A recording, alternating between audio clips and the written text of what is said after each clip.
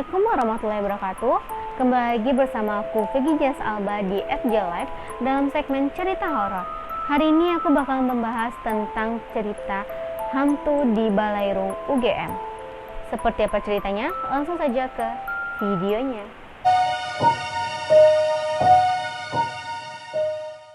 Siapa sih yang tidak tahu Universitas Gadjah Mada merupakan salah satu universitas yang tertua di Indonesia. Universitas yang berada di Yogyakarta ini memiliki segudang cerita horor yang harus kita ketahui. Salah satunya adalah hantu di Balairung UGM. Balairung UGM ini merupakan bangunan gedung pusat dari Universitas Gadjah Mada tersebut. Di sini terdapat cerita tentang penampakan menir Belanda. Tidak heran jika Balairung UGM ini memiliki aura yang sangat gelap karena bangunan ini sudah cukup tua dan juga masih dijaga keaslian bentuk dari konstruksi bangunannya. Cerita tentang penampakan menir Belanda ini sudah turun-temurun di masyarakat UGM. Cerita ini bermula ketika beberapa mahasiswa datang ke gedung pusat UGM untuk mengerjakan tugas.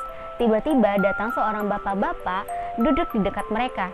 Sedang asik bercengkrama, salah seorang mahasiswa ini kejatuhan penanya. Pada saat pena jatuh, mahasiswa tersebut mengambil dan melihat bahwa kaki bapak tersebut tidak menapak ke lantai. Karena merasa ketakutan dan merasa sangat menyeramkan, mahasiswa tersebut keluar dari gedung tersebut. Pada saat keluar, dia pun mengabari kepada temannya untuk coba menjatuhkan penanya dan melihat apakah kaki bapak tersebut menapak ke lantai atau tidak. Lalu temannya ini pun mencoba untuk melakukan hal yang sama dengan temannya dan dia kaget, ternyata kaki bapak tersebut tidak menapak ke lantai. Pada saat itu ia pun mulai bergegas untuk meninggalkan gedung.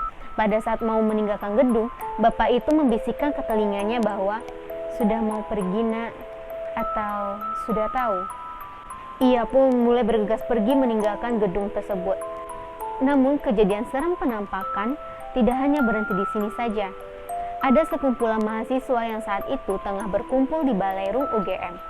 Sebut saja seseorang bernama Ani. Ani saat itu bersama teman-temannya sedang ngumpul di Balairung.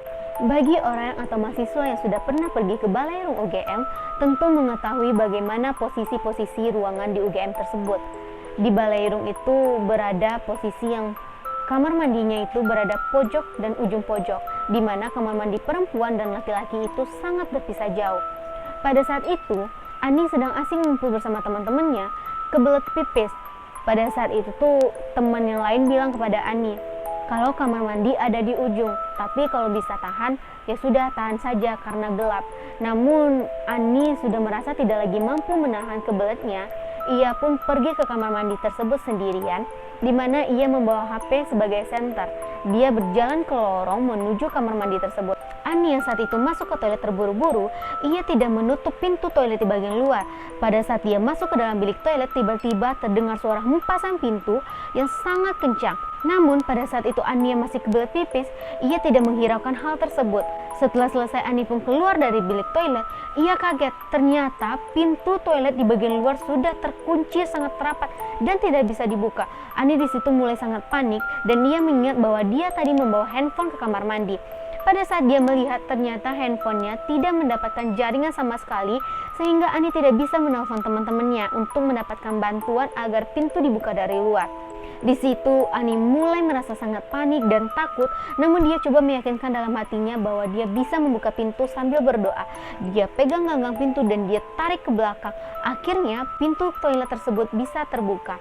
Saat itu Ani bergegas pergi lari keluar menuju Balairung dan pada saat dia berlari di lorong terdengar suara pintu yang terhempas lagi.